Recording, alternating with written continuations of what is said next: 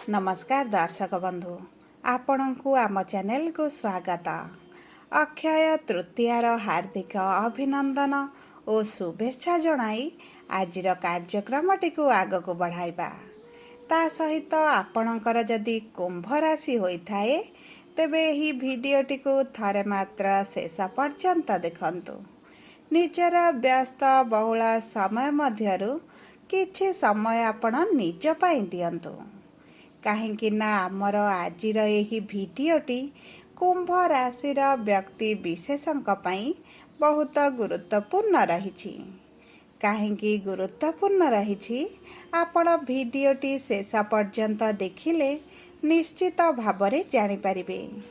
देखंतु आपणक कुंभ राशि रे एही अक्षय तृतीया दिन बड़ परिवर्तन हेबो एवं जहा फल रे आपणक राशि रे जो ग्रहण दोष बा श्रापित दोष चली ताहा शेष होइजिबो एवं आपणक जीवन रे बड़ परिवर्तन हेबो। एही परिवर्तन आपणको किछिटा शुभ फल देबो एवं किछिटा अशुभ फल देबो। तेबे आसंतु जानिबा एही अक्षय तृतीया ठारू आपणक जीवन रे कोन सब बड़ परिवर्तन हेबाकु जाउछि।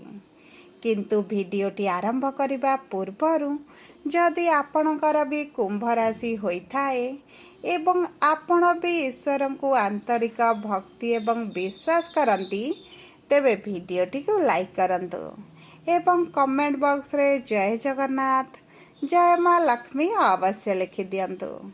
ता सहित आपणक मन रे जहा भी प्रश्न रहिछि जहा भी द्वंद्व रहिछि आपण कमेंट बॉक्स रे लिखि जणांतु। आमे आपणक प्रश्नर उत्तर देबा पाई यथा संभव प्रयास करिबु।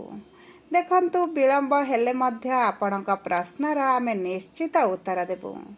ता सहित दर्शक बंधु जानि रखंतु जे आमर एही कार्यक्रमटी आपणकर जन्म राशि बा चंद्र राशि उपरे आधारित होइछि एवं आपणकर जदि जन्म राशि जानि नाहंती एवं नाम राशि को व्यवहार करी समस्त कार्य करुछंती तेबे आपण कमेंट बॉक्स रे निजर जन्म तारीख जन्म समय एवं जन्म स्थान लिखि जणांतु। आमे आपणकर जन्म राशि लग्न नक्षत्र जणाई देबु जहा आपणक पई सठिक एवं निर्भुल रहिबो एवं आपण एहाकु व्यवहार करी भविष्यत रे जेकोनसी शुभ कार्य बा मांगलिक कार्य करि परिबे। ताहाले आसंतु एबे जानिबा केउ केउ बड़ परिवर्तन आपणक जीवन रे आसीबो एही अक्षय तृतीया ठारू। किंतु ता पूर्वरु जानिबा आपणक राशि रे नवग्रहकर स्थितिटी किभଳି रहिबो।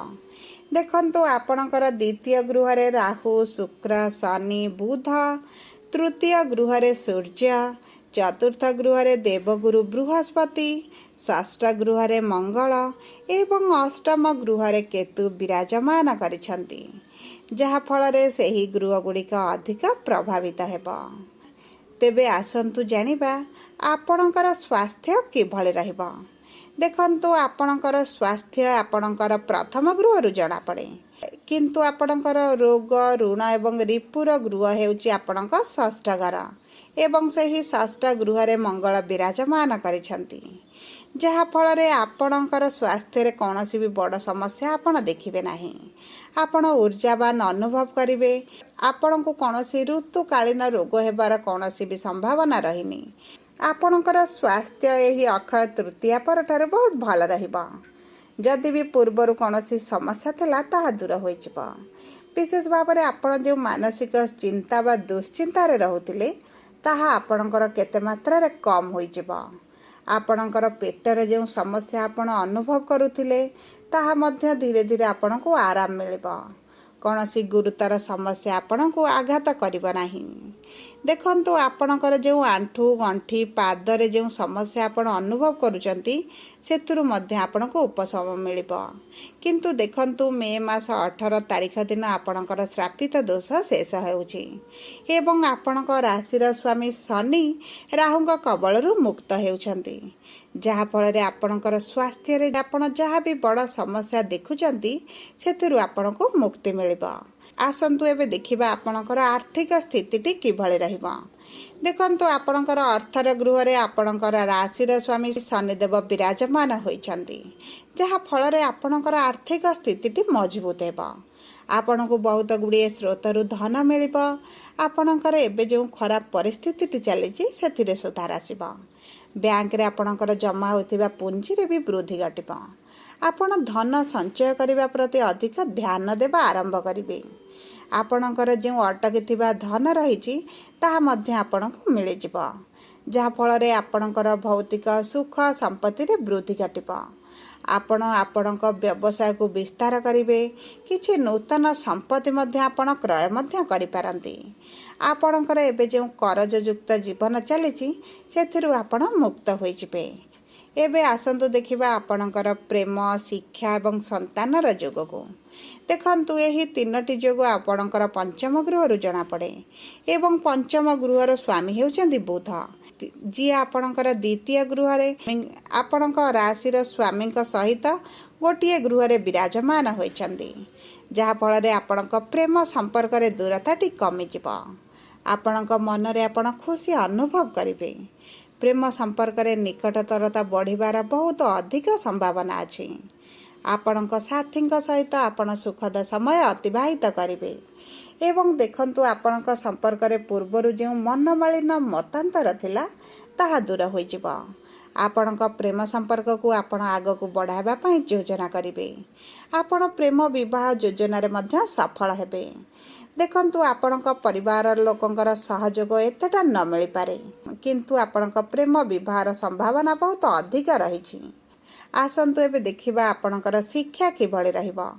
देखंतु आपणकर शिक्षा बहुत भल अछि।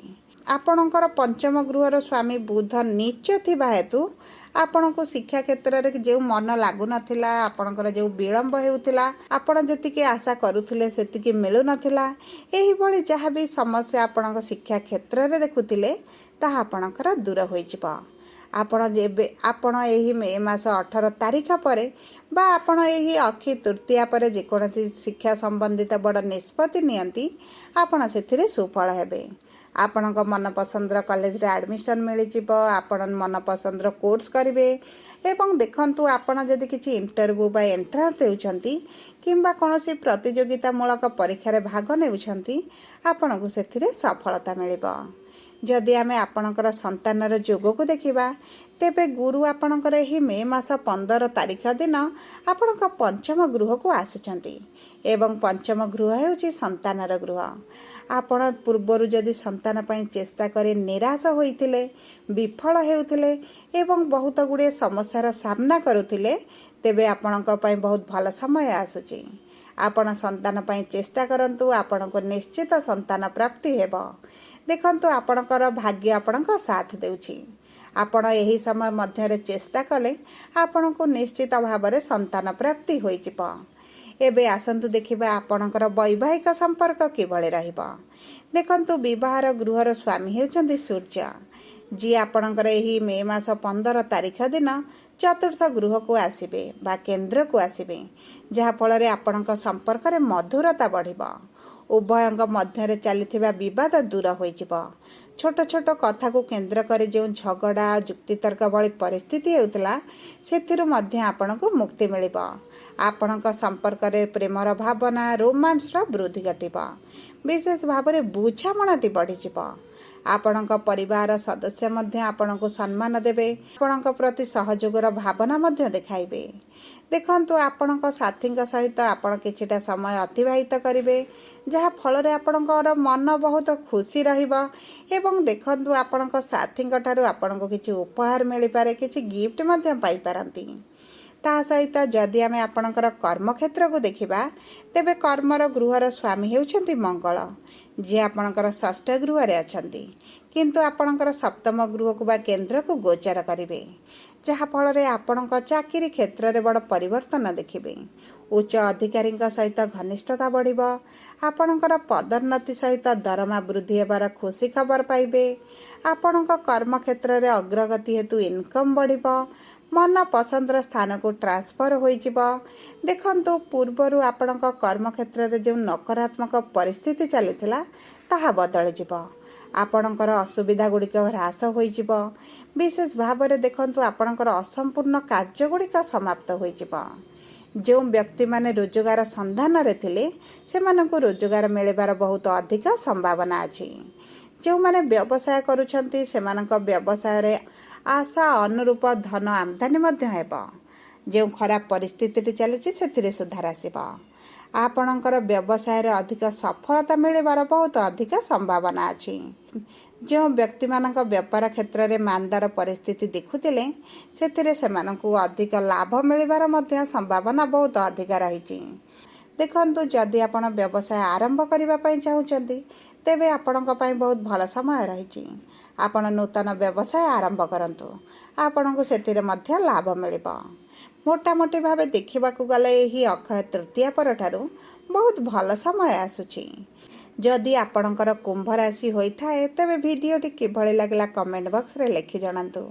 ଯଦି ଆପଣଙ୍କ ପ୍ରିୟଜନଙ୍କର କୁମ୍ଭ ରାଶି ହୋଇଥାଏ ଭିଡ଼ିଓଟି ତାଙ୍କ ସହ ସେୟାର କରନ୍ତୁ। ଯଦି ପ୍ରଥମ ଥର ଆମ ଚ୍ୟାନେଲକୁ ଆସିଛନ୍ତି ଚ୍ୟାନେଲଟିକୁ ସବସ୍କ୍ରାଇବ୍ କରନ୍ତୁ। ପାଖରେ ଥିବା ବେଲ୍ ଆଇକନ୍କୁ ପ୍ରେସ୍